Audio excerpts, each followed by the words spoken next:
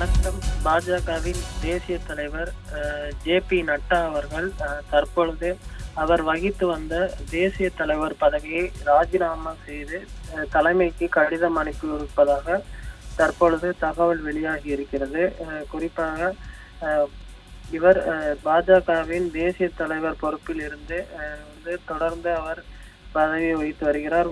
இதற்கு முன்பாக அமித்ஷா அவர்கள் அந்த பதவியை வகித்து வந்த நிலையில் அமித்ஷா கடந்த முறை உள்துறை அமைச்சராக பொறுப்பேற்றார். அதனால் ஜே.பி. நட்டா அவர்கள் அந்த பொறுப்பினை வகித்து வந்தார். இந்த சூழ்நிலையில் தற்பொழுது ஜே.பி. நட்டா அவர்கள் ஒன்றியத்துறை அமைச்சராக இருக்கிறார். அவருக்கு முக்கிய பொறுப்பானது வழங்கப்பட இருக்கிறது.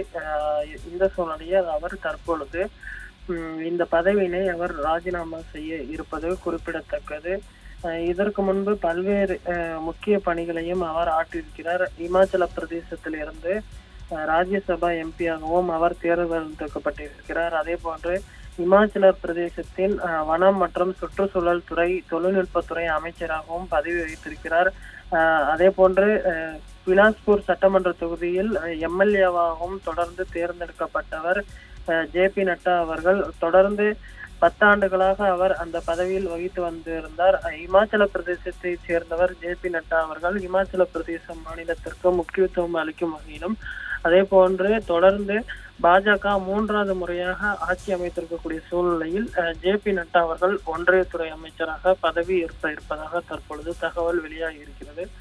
அப்படி அவர் ஒன்றியத்துறை அமைச்சரானால் பாஜகவின் தேசிய தலைவராக ஒரு புதிய தலைவர் அந்த பதவியில் அமர்த்தப்படுவார். அதற்கான விஷயங்களில் பாஜக கவனம் செலுத்தும் என எதிர்பார்க்கப்படுகிறது. இன்றைய தினம் பிரதமர் மோடி தலைமையிலான அந்த அமைச்சரவையில் மோடிக்கு அடுத்து அமித்ஷா, ஜே.பி. நட்டா உள்ளிட்ட அடுத்தடுத்த தலைவர்கள் பதவி ஏற்ப இருப்பது குறிப்பிடத்தக்கது.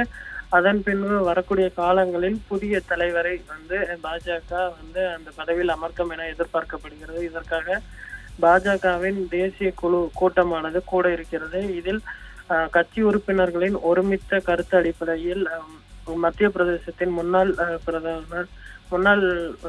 முதலமைச்சர் சிவராஜ் சிங் சௌகான் அவர்கள் அந்த பதவியில் அமர்த்தப்படுவார் என்றும் தகவலானது வெளியாகி இருக்கிறது.